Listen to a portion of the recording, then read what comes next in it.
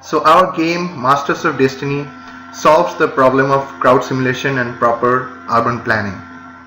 So an user can play the game as an urban planner and come up with a better design for a crowd evacuation.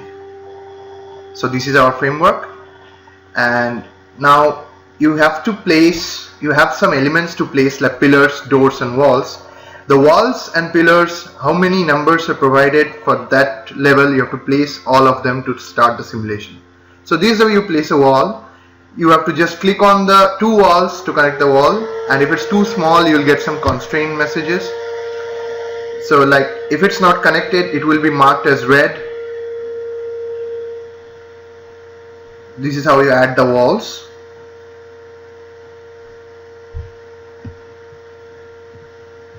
Now you can increase or decrease the width of the wall this way using different controls. You can also drag the wall using your mouse, and you can also move the wall using your arrow keys.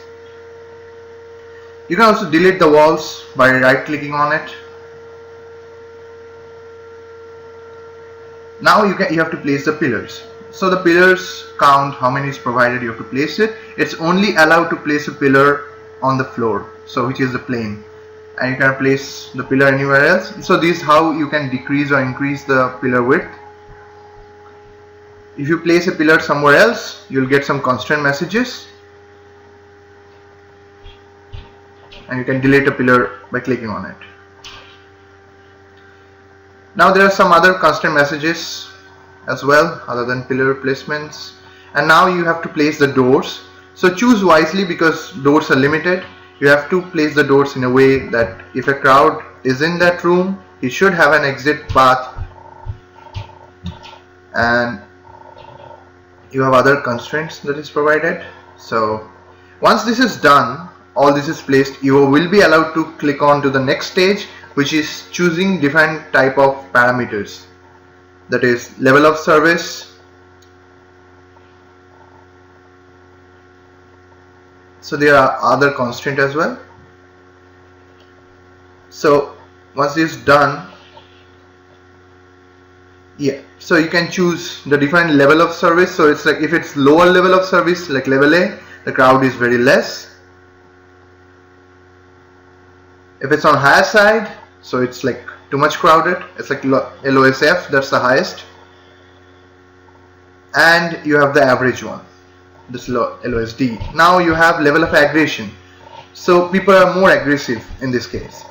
So if it's on lower side, more people are aggressive. It's on higher side, more people are aggressive.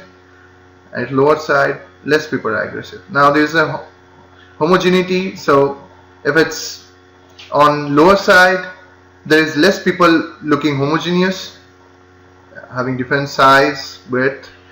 And we have another facility to see your heat map. Once you have finished your simulation, you can see all the path following and even other details as well, like amount of people escaped, amount of people left. And we also have the top scorer heat map, so that you can compare with the best player's heat map. You can fast forward your simulation like this way.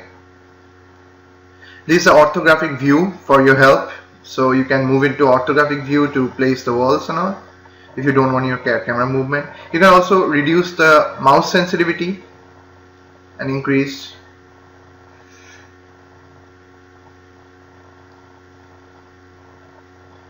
So this is how decreased,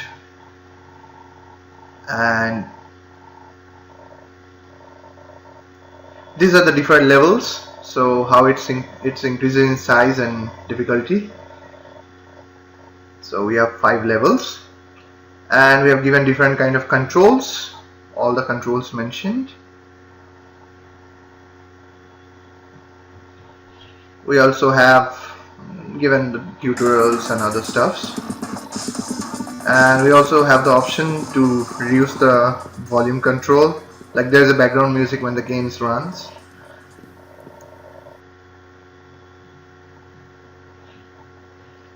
And here's a walkthrough. So once you can go through how it works. So this is how you place the walls, placing the doors. This is how you connect all the places to this corridor.